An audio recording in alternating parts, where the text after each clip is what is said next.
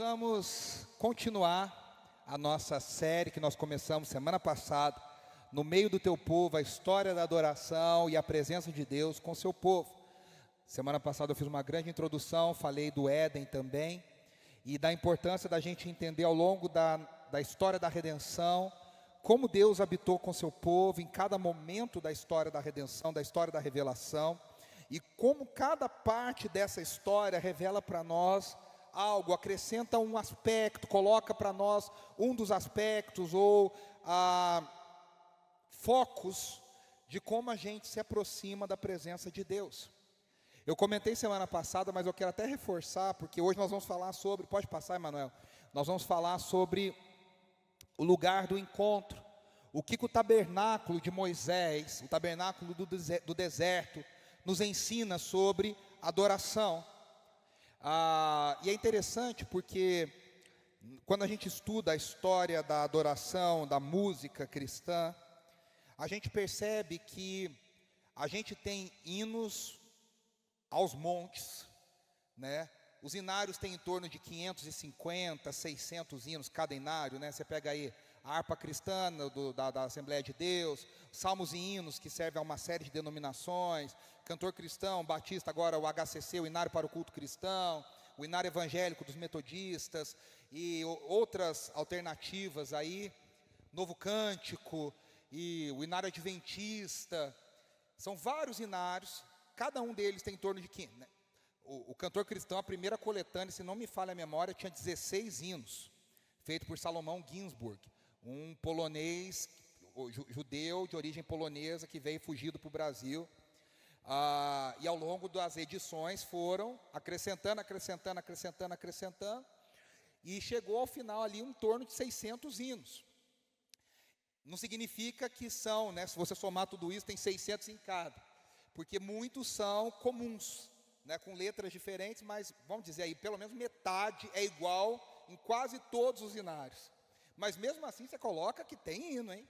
Você bota aí mais de 1000, fora o Brasil tem uma coisa maravilhosa. Essa semana eu descobri 2 personagens pentecostais maravilhosas para o documentário que a gente está fazendo. Uma chama Néia do Surdo, fabulosa.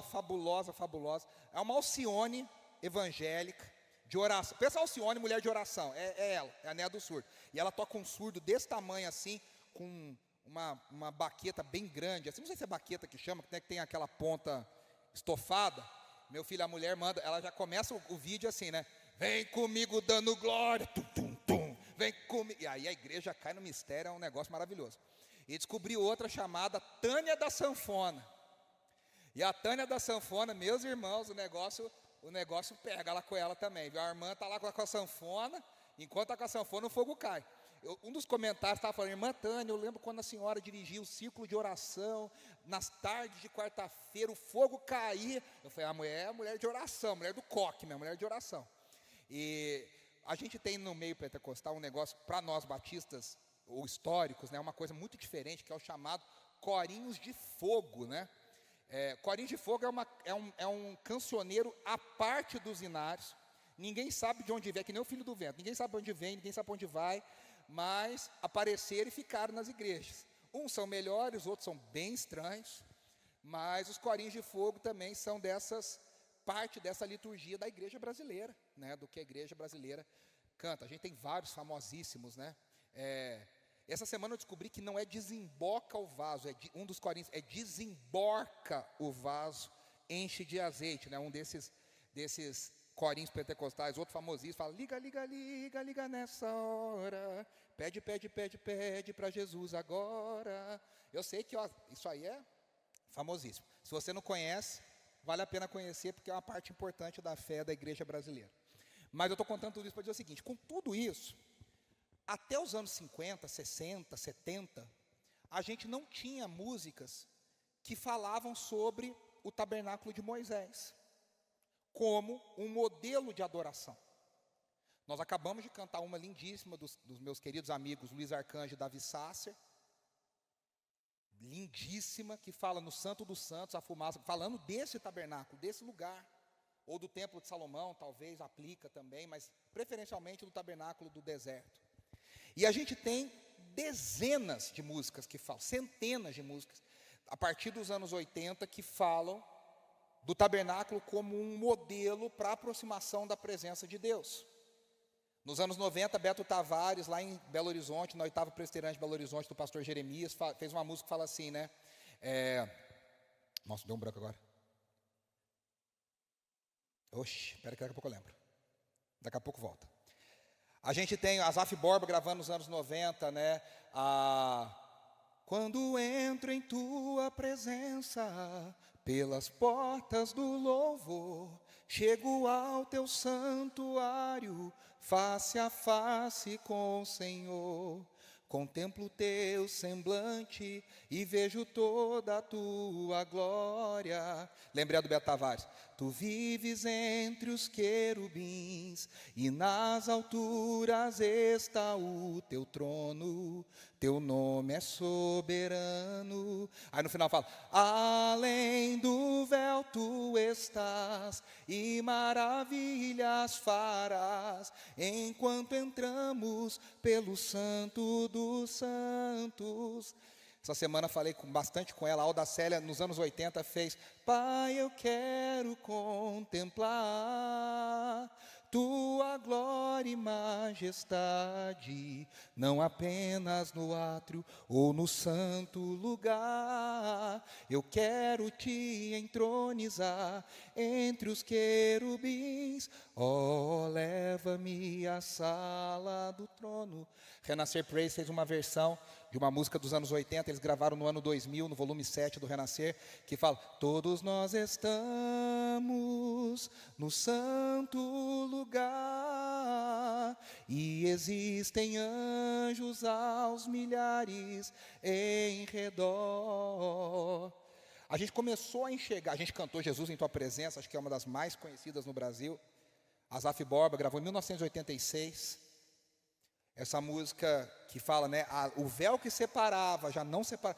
De todos os 500 e tantos hinos do Inário, você pode procurar, não tem hino que fala o véu que rasgou, o véu que separava. Não era uma coisa importante para a igreja, no entendimento da aproximação da presença de Deus. E é interessante que o tabernáculo de Moisés, ele não tinha música. É uma coisa que as pessoas não se tocam muito, porque a gente fala muito de levita como ministro de louvor, que é uma coisa errada, mas isso é para outra história, para outro dia. As pessoas falam: levita é músico, então tem os levitas lá no tabernáculo de Moisés, tem música. Não, não tinha. O culto de Moisés era um culto silencioso, era um culto bem silencioso. A música fazia parte da vida de Israel. Mas na hora do culto era tanta tensão, era tanto medo, era tanto temor, era tanto ritual, e era silencioso. A música, ela entra no culto de Israel a partir do tabernáculo de Davi, da tenda de Davi, e alguns teólogos entendem que ela continua no templo de Salomão de uma forma mais discreta, mas continua. Durante os anos de Davi, eu mencionei semana passada, foram 33 anos ininterruptamente de adoração, cânticos e louvores diante da presença de Deus diretamente na arca. Isso tem uma explicação, a gente vai falar sobre isso, porque as pessoas viam a arca todo dia. No tabernáculo de Moisés, as pessoas viam a arca, um homem, uma vez ao ano, no famoso dia do perdão, o dia de Yom Kippur. Então essa coisa de eu quero ficar no Santo dos Santos, morar no Santo dos Santos, é uma coisa muito mais nossa do que aplicando o modelo de Moisés, do que propriamente do culto de Moisés, porque ninguém ficava no Santo dos Santos, ninguém morava no Santo dos Santos, ninguém falava: hoje estou com saudade do Santo dos Santos, vou entrar aqui para adorar a Deus. Não podia. Era um homem, uma vez ao ano, e só. O acesso era extremamente travado, exclusivo, o acesso era extremamente difícil, para revelar algo sobre a história da redenção. E o que a gente vai falar sobre isso, né? E a gente vai ler esse texto, mas eu quis trazer esse panorama, porque a gente não para pensar, né? No meu caso, eu nasci em 1985, eu sei que parece que não, mas eu nasci em 1985, e aí, parece que eu nasci em 86, eu sei, mas brincadeira. O Thiago é muito mais velho do que eu, muito mais velho do que eu. Ele nasceu em 84. Tem uma semana de diferença. Ele nasceu dia 28 de dezembro de 84 e eu dia 4 de janeiro de 85. Mas somos de anos diferentes, amém? Então, né, Thiago? Você alistou primeiro que eu. Mas é interessante que, no meu caso, eu já nasci numa igreja que já começou a cantar essas canções. E a gente não para pensar de por que a gente cantava, por que a gente não cantava, por que era assim, por que não era assim.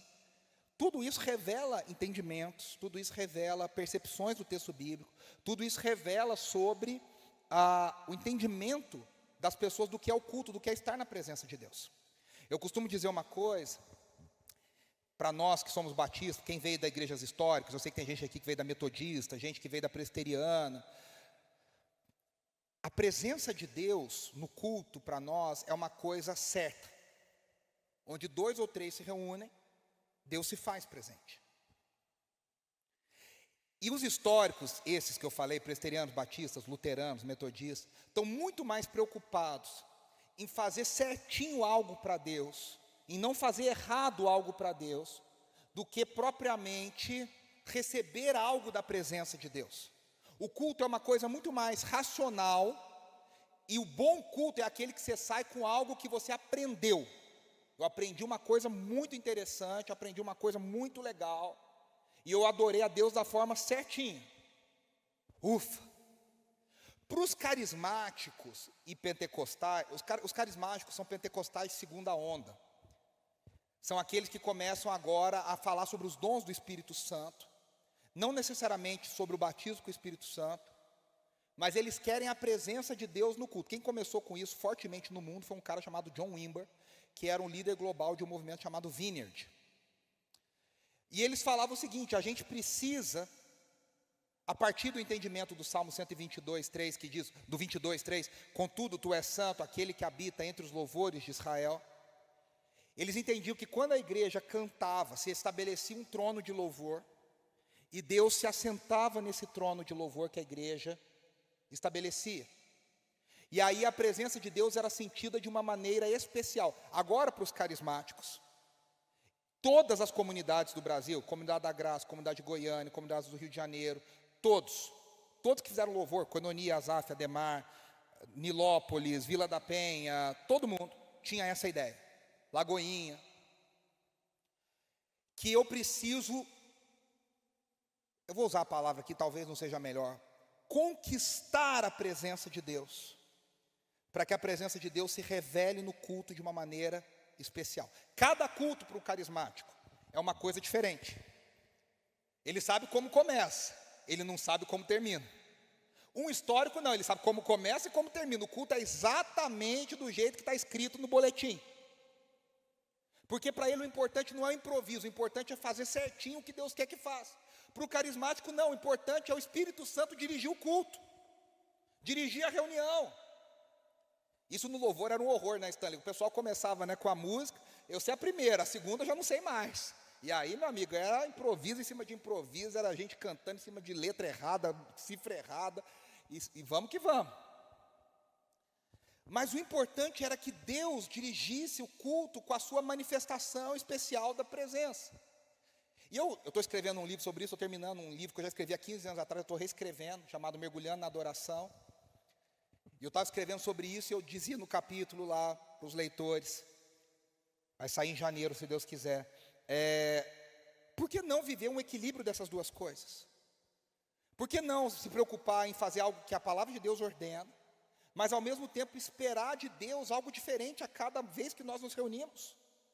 Há um toque especial de Deus, um toque especial da presença de Deus. Eu gosto muito de um autor, pastor, líder de louvor, compositor, a gente canta algumas músicas dele aqui, chamado Bob Kauflin. E Bob Kauflin diz assim: muitos crentes vão ao culto de domingo como quando você lê uma biografia de alguém que morreu. Você lê a biografia de alguém, um personagem que já morreu, você sabe o dia que ele nasceu, que ano que ele morreu, onde ele morreu, o que ele fez, com quem que ele casou, como é que divorciou, o que fez, sabe tudo. Mas você sabe que você nunca vai encontrar essa pessoa mais porque ela morreu. Você não vai pegar uma cópia autografada da biografia, a pessoa morreu. Ele falou, tem muito crente que vai para o culto assim, sabe tudo sobre Deus. Onde ele começou, o que ele fez, qual que é o nome, qual que é o nome do Filho, do Espírito, a Trindade, sabe tudo. Onde mora. Mas não tem expectativa da revelação da presença de Deus. Só que o Deus que a gente adora não é um Deus morto. É um Deus vivo que se renova, que se revela. Então a gente é chamado a entender a essa revelação da presença e o que essa revelação vai mostrando para nós. É interessante que nos anos 80, 70 se levanta um professor, escritor de teologia do louvor chamado Judson Cornwall. E ele escreve um livro chamado Draw Me Close, se aproxime. E ele começa a falar sobre o tabernáculo de Moisés. E como a gente deveria entender o culto, como entrar pelas portas de louvor com ações de graças, no santo lugar com louvor e no santo dos santos com adoração, com hinos de adoração. E isso moldou a forma que nós entendemos o culto, que a gente monta repertório, as músicas mais rápidas no começo, depois vão ficando um pouco mais lentas. Tem tudo a ver com esse entendimento. E tudo tem a ver com essa revelação do tabernáculo. E aqui eu queria que a gente lesse o texto de Êxodo 25. E eu quero fazer alguns apontamentos rápidos. Esse texto é muito interessante. Eu já preguei sobre a Arca da Aliança aqui em outras 2 oportunidades. Hoje eu vou falar uma coisa que eu não falei nas outras 2 vezes. E eu espero que a gente vá acrescentando isso ao longo do entendimento que a gente vai tendo, né? Êxodo 25, do 1 ao 9, diz assim: O Senhor disse a Moisés: diga aos israelitas que me tragam uma oferta. Receba de todo aquele que estiver disposto a dar de coração. Olha que interessante. Já é um princípio da oferta que é mantido em todas as escrituras. A oferta para o Senhor só vale se for dada de coração. Estas são as ofertas que deverão ser recebidas deles: ouro, prata e bronze, fios de tecidos azul, púrpura, escarlate e linho fino, pelos de cabra, peles de carneiro tingidas de vermelho, couro fino, madeira de acácia, azeite de oliva para iluminação, especiarias para o óleo da unção e para o incenso aromático, pedras de ônix e outras pedras preciosas para serem cravadas no colete sacerdotal e no peitoral. Depois farão um santuário para mim e habitarei no meio deles. Façam tudo como eu mostrar a você, conforme o modelo do tabernáculo e de cada utensílio. Nós vamos ler até aqui, depois a gente lê o outro texto. Isso aqui é muito interessante. Primeira coisa, tem muita coisa interessante. Primeira coisa, se a gente falou do Éden, o Éden era num contexto de sem pecado. O tabernáculo no deserto é um contexto de um Deus santo que quer morar no meio de um povo pecador. O relato de Êxodo, de Números, de Levítico lembra a gente o tempo inteiro que aquele povo é bem pecador, que eles são bem descrentes, que o coração é bastante duro, que eles são muito reclamões. E eu acho interessante que eu não sei vocês, né? Eu leio esse texto várias vezes e eu me revolto com o povo. Pô, esse pessoal já tinha que ter aprendido. Pô, que povo reclamão. Deus já mostrou e o povo está reclamando. Deus tirou do Egito, eles estão falando da cebola do Egito. Poxa, os caras estão reclamando. Eu acho que Deus lá do céu olha para mim e fala: interessante, né? Como eles são reclamões, né? Você não, né? Só eles, né? A gente não se enxerga no texto, né? É interessante. Mas a primeira coisa que o tabernáculo mostra para nós, e todos os rituais que são estabelecidos a partir dali, é como é difícil um Deus santo morar no meio de um povo pecador. Como é impossível um Deus santo morar no meio de um povo pecador. Pecado é uma coisa séria. A gente vive numa sociedade que a gente não entende muito o quão sério é o pecado. A gente está acostumado a passar pano para a gente mesmo o tempo inteiro. A gente é treinado para isso. Então a gente fala: tudo bem, você pecou, mas pô, todo mundo peca também, vai, levanta e anda, vamos lá, Deus está... Né? A mensagem que orbita o Brasil evangélico é o quê? Deus não se importa, Deus quer o seu coração, Deus quer ver você feliz. E a gente tende a diminuir o peso do pecado. A gente tende a não levar a sério. Alguns ramos da igreja evangélica levam os pecados sexuais muito a sério. Mas os outros, ganância, gula, ambição, inveja, ninguém fala, ninguém menciona. O C.S. Lewis já tinha sacado isso há quase 100 anos atrás. Ele falou, antigamente as pessoas sabiam que elas eram pecadoras, a gente só apresentava o caminho. Isso 100 anos atrás. Ele fala, agora nós temos um trabalho duplo, nós temos que mostrar para as pessoas que elas são pecadoras e depois mostrar para elas o caminho para a redenção do pecado. As pessoas não entendem, inclusive crentes que estão todo domingo na igreja, não entendem o peso do pecado, a seriedade do pecado, o que o pecado causa no nosso coração. Eu vou falar para vocês que tem alguns que nem sabem exatamente o que é pecado.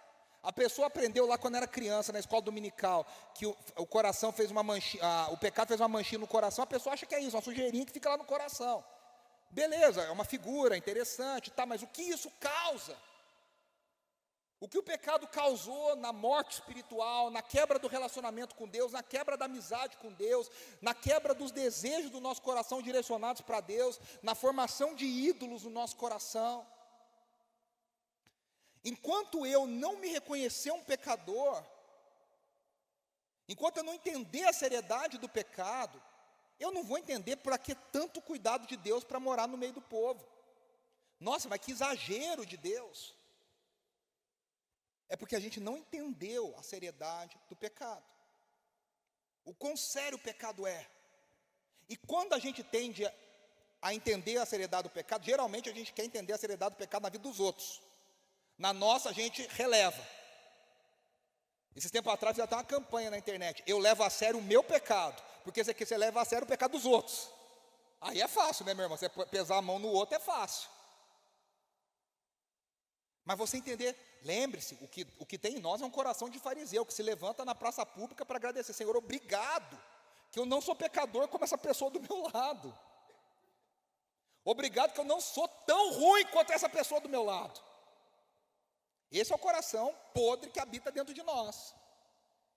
Então, se eu não entendo a seriedade do pecado, eu não entendo a seriedade do que Deus está fazendo para solucionar o pecado.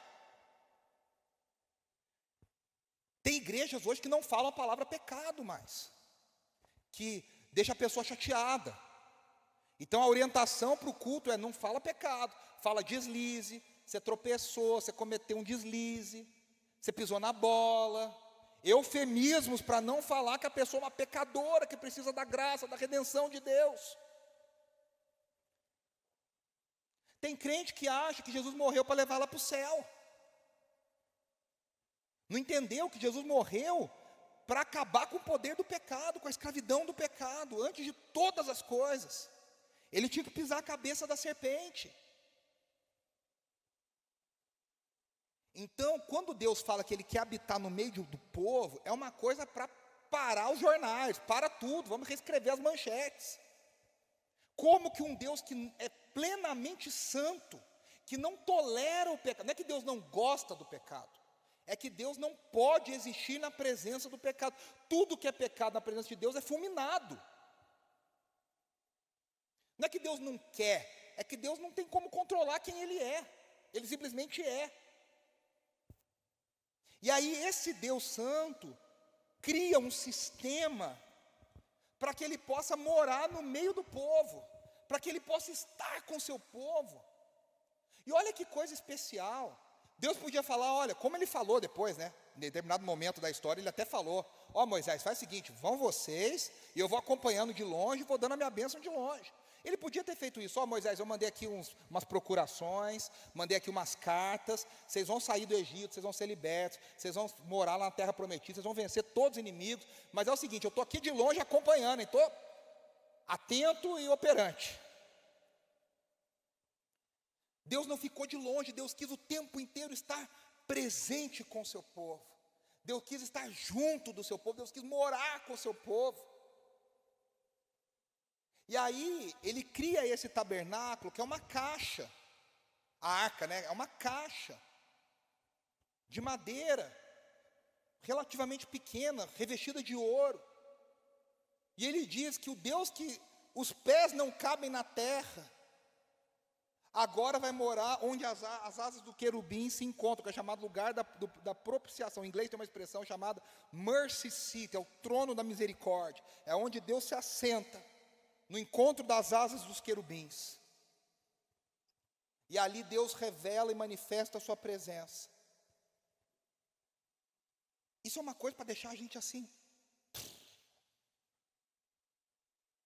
com a cabeça explodindo. Deus quer estar com o seu povo, Deus quer estar perto do seu povo. Deus quer habitar com o seu povo.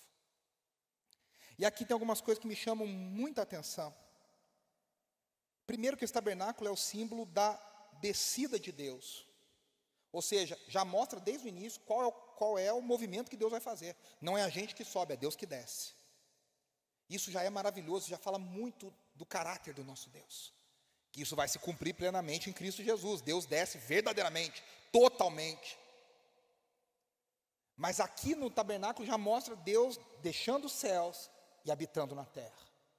E ele mostra para nós uma pedagogia da presença de Deus. O que significa isso? Nós precisamos aprender a habitar na presença de Deus. Porque senão a gente só fica cumprindo o nosso ponto celestial. Deus, eu dei a oferta, eu não faltei no culto, eu não falei palavrão essa semana. Falei uns 2, mas já pedi perdão. Não xinguei o vizinho, não buzinei no trânsito. A gente acha que, como a maioria das pessoas acha que é, o evangelho é uma série de sim ou não, regras para cumprir, para a gente falar para Deus que a gente é uma boa pessoa. Perceba como a gente tem uma necessidade absurda de querer provar para as pessoas que nós somos boas pessoas. E o evangelho não significa nada disso. O evangelho está falando de como nós vamos morar, habitar na presença desse Deus. E a presença desse Deus transforma todas as coisas na nossa vida. Muda radicalmente tudo na nossa vida. Então esse Deus nos ensina essa pedagogia da presença. Essa formação da presença. A começar em tudo. Onde o tabernáculo era para ser montado? No meio do acampamento. Significando que a vida do acampamento gira em torno da presença de Deus. A nossa vida deve ser teocêntrica, ela deve girar em torno da presença de Deus. A presença de Deus deve ser o alvo principal, o centro principal da nossa vida. E tudo na nossa vida deve girar em torno de Cristo. A gente canta isso aqui, Jesus é o centro de tudo que há. É essa a ideia, o universo gira em torno de Jesus. Então, até a arquitetura do lugar já mostrava isso. Até a geografia, o tabernáculo no centro, é o povo girando em torno do tabernáculo. A gente precisa lembrar que esse tabernáculo ele foi feito para ser montado, desmontado, montado, desmontado, montado, desmontado, montado, desmontado. Carregado de lugar em lugar, porque era um povo nômade, que andava na terra, na areia, em lugares áridos, difíceis. E era um povo que tinha trazido coisas do Egito. E aqui está o primeiro ponto que eu acho muito interessante. Deus podia falar, mandei descer o tabernáculo pronto do céu. Mandei Gabriel, Miguel capricharem, está pronto. Sobe lá no Sinai com 70 pessoas e desce todas as peças e monta o Lego aqui embaixo. Não foi assim que Deus fez. Deus falou, Moisés, fala para o povo entregar daquilo que eles têm. Aqui tem um princípio muito importante para nós. O que Deus quer construir, Ele quer construir, não sei porquê, com a nossa participação. Deus constrói conosco. Então ele pensa, Deus já dá certo. O que o povo trouxe do Egito? Do que eles têm ali, sabe quando você faz comida, o famoso restaurante, né? Quando você não tem nada em casa, novo. Aí você olha, o que você tem na geladeira, você faz uma coisa com tudo que você tem na geladeira. É aquela receita que muda a cada semana, né? O que tem na geladeira você põe na receita. É mais ou menos isso que Deus fez. O que tem aí na geladeira? Tem fio de ouro? Tem. Tem prata? Tem. Tem. Então manda trazer. Meus irmãos, olha que privilégio. Desde o tabernáculo do deserto, Deus nos dá o privilégio da gente participar da construção daquilo que Ele está fazendo. Ele podia mandar descer pronta, a planta vinha pronta. O modelo, a maquete. Ele nos dá a oportunidade de construir, de contribuir. Tem uma música da Ludmilla Ferber que ela gravou lá nos anos 2002, 2003 talvez, que ela fala: para construir um palácio para Deus, é preciso amar sem limites, adorar. Adorar é consciência, adorar é atitude, adorar é a minha essência. Deus está construindo algo e Deus quer que a gente participe disso. O povo teve o privilégio de trazer coisas para Deus construir algo. O povo teve o privilégio de participar de algo.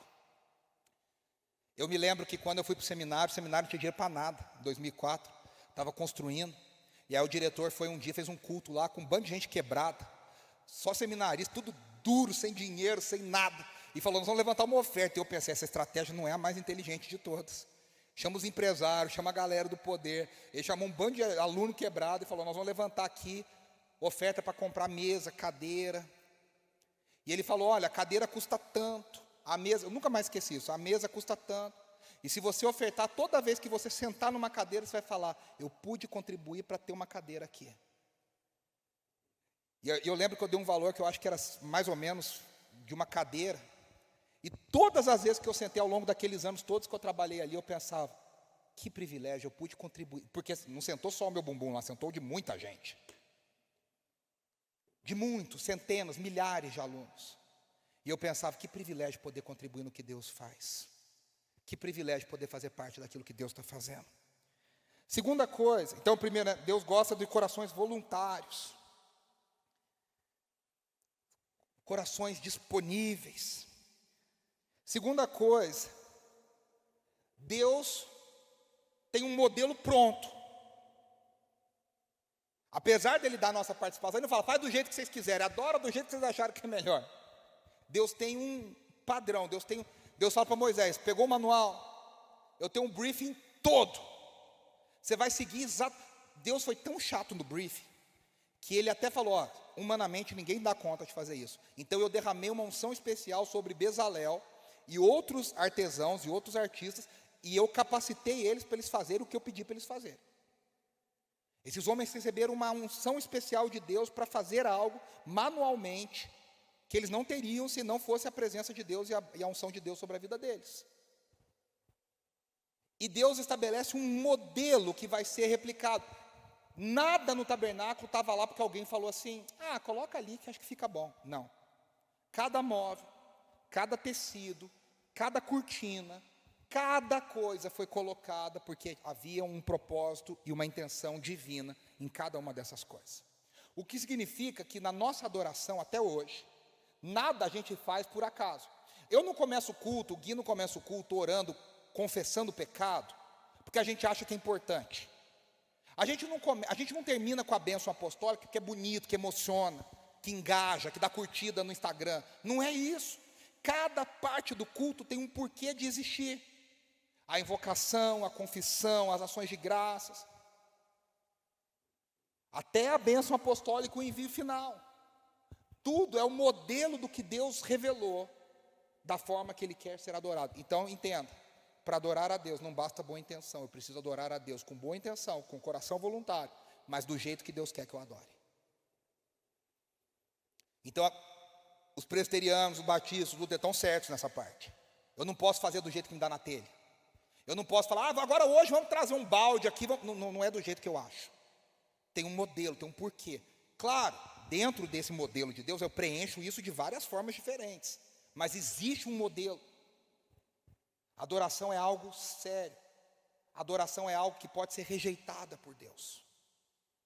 Deus pode aceitar e Deus pode rejeitar. É que tem gente que acha que, eu nem falei semana passada, tem gente que acha que Deus é o mendigo da adoração. Então qualquer coisa que você jogar, Ele vai aceitar. Eu me lembro há muitos anos atrás, uma pregação de um pastor lá de Belo Horizonte, chamado Jorge Linhares, que ele está falando um negócio, e ele fala assim, uma vez eu fiz um bazar na igreja, e doaram cada porcaria, que aí eu falei assim, traz essas porcarias tudo. Ele falou, coloquei tudo na frente da igreja, assim, lá na frente do palco, do altar, eu coloquei. E falei, quem doou essas porcarias para o bazar da igreja, vem aqui na frente buscar. Ele falou, irmãos, até um ventilador de uma hélice tinha só, uma pá estava lá. Ele falou, o que faz o ventilador de uma pá? Aí ele falou, adivinha, ninguém veio. Ele falou, vocês não têm coragem de vir buscar as porcarias que vocês doaram, mas para doar vocês doaram, porque foi anônimo, vocês doaram. Ele falou, Deus não precisa da tua porcaria, Deus não é lixo, Deus não é reciclagem. Porque a gente acha que Deus é um mendigo da adoração, qualquer porcaria que a gente jogar para Ele aceita. Qualquer coisa que a gente dá, Ele aceita. Não, Deus tem um padrão, e a gente precisa se adequar a esse padrão.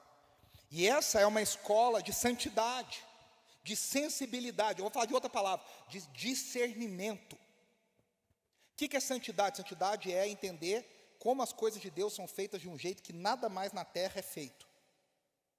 É feito de um jeito único. Então nós somos treinados para discernir as coisas de Deus. A forma como Deus age, a forma como Deus opera. E aqui tem alguns segredos interessantes para nós.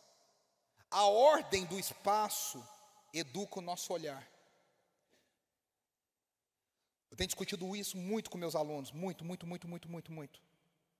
A arquitetura do lugar faz diferença. Para onde eu olho? Você já prestou atenção que quando você entra numa catedral, imediatamente a sua cabeça olha para cima? Imediatamente. Ninguém pede, ninguém fala, agora todo mundo olha para cima. O lugar te faz olhar para cima. Quando você vê, você já está até meio tonto de olhar para cima para ver o que está lá no teto das catedrais. Porque aquele lugar foi feito para você olhar para cima. Cada elemento nosso comunica. Quando tem um telão de LED na tua cara, como a maioria das igrejas hoje tem, a pessoa primeiro ela fica cega. Depois, se ela tem epilepsia, ela tem uma crise lá no meio do negócio, porque aquilo ali é extremamente nocivo para o nosso cérebro. Esses dias eu vi uma neuro falando sobre igrejas. O cérebro não desliga, porque está o tempo inteiro com estímulos, milhares de estímulos. Então eu preciso entender, tem cruz, não tem cruz, a parede é pintada de que cor, as cadeiras estão em que formação, tudo tem um significado. Isso treina o nosso olhar, treina o nosso corpo, treina a nossa presença. Eu conheço algumas pessoas que falam, a cadeira das igrejas tem que ser confortável o suficiente para a pessoa não ficar reclamando, mas desconfortável o suficiente para as pessoas não dormirem. Porque daqui a pouco vira que nem aquele cinema de alto padrão, né? A pessoa deita, coloca, põe um travesseirinho, tal. Você não está aqui para isso. Tem um propósito. Tem um porquê. Das cores. A sequência dos rituais educa o nosso coração. Então no tabernáculo era assim, cada material. Por exemplo, você entrava no santo lugar, não tinha iluminação natural.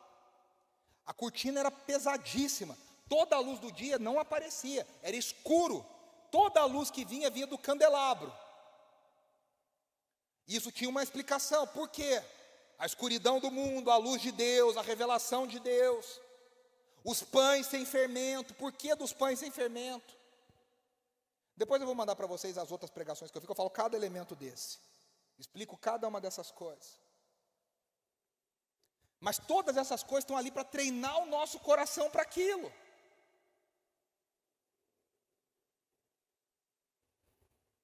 As texturas. O culto é um ato pedagógico. O povo está aqui para aprender a ver o invisível, a entender realidades espirituais, e com isso refletir o caráter de Deus. A última coisa que eu quero falar para encerrar. Deus fala assim, agora já no 29, eu vou ler no capítulo 29, do 42 ao 46, ele fala assim: de geração em geração, esse holocausto deverá ser feito regularmente, à entrada da tenda do encontro diante do Senhor. Olha aqui, versículo 42b. Nesse local eu os encontrarei e falarei com você. Ali me encontrarei com os israelitas e o lugar será consagrado pela minha glória. No 45, eu habitarei no meio dos israelitas e serei o Deus deles. Meus irmãos, a gente constrói, a gente faz, a gente obedece. Mas o que a gente faz aqui não é performance, é encontro. Quem decide descer é Deus, quem decide se revelar é Deus, quem decide habitar é Deus. A gente não tem varinha mágica, a gente não tem palavra mágica, a gente não tem gesto mágico, que a gente fala, eu faço isso e dá certo. Eu me lembro de um grande líder de louvor no Brasil, que uma vez ele falou, lá nos anos 90, que ele fez um set de louvor, uma lista de canções, e que a presença de Deus desceu assim fortemente. Foi na palavra dele, um xalamanaia. Aí, na semana seguinte, ele não teve dúvida. O que a gente faz? Repete as canções, as mesmas. E ele falou, foi um desastre. Por quê? Porque o segredo não está na lista de canções. Tudo que eu posso produzir para emocionar vocês, eu te garanto, você não quer receber. Porque não vai produzir nada durável na sua vida. Tudo que a equipe de louvor pode fazer para produzir algo no seu coração, você não quer receber, porque não vai produzir nada de bom na sua vida. O que muda a nossa vida, o que transforma a nossa vida, não tem iniciativa humana que faça. É a transformação e a revelação e a habitação da presença de Deus. Eu habitarei no meio de vocês. Eu vou estar lá no meio de vocês. Eu tenho um amigo que tem uma frase que eu acho brilhante. Um amigo que é pastor, ele fala assim: o nosso trabalho enquanto pastores, enquanto líderes, enquanto ministros, enquanto ministro do Evangelho, é fazer algo com perseverança. Toda semana, todo dia, para que um dia Deus, de repente, se revele. O meu trabalho, o seu trabalho é perseverar. Quando Deus vai se revelar, é a iniciativa dele. E aqui nós temos 3 movimentos. Essa presença, ela não é automática, ela é prometida e ela é uma resposta a uma preparação. Então, aqui eu entendo que a presença, ela é revelada, é Deus que toma a iniciativa. Eu entendo que essa presença é relacional. Deus quer, ali eu falarei com eles. Dali eu falarei com eles. É um Deus que se relaciona, é um Deus que fala, é um Deus que ouve. E mais do que uma presença revelada e uma presença relacional, essa presença é transformadora. Essa presença nos transforma. Eu sempre falo, eu queria chamar o pessoal do louvor aqui para a gente cantar, para encerrar.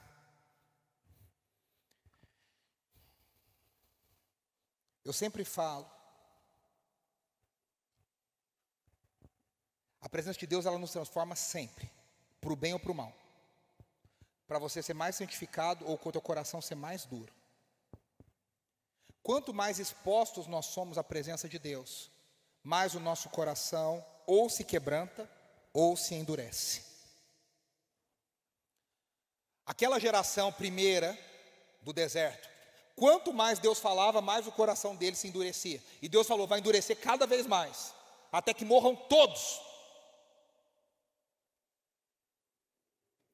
Diante da presença de Deus, da revelação, ou a gente tem um coração endurecido, ou a gente tem um coração quebrantado. A nossa oração é para que o nosso coração seja cada vez mais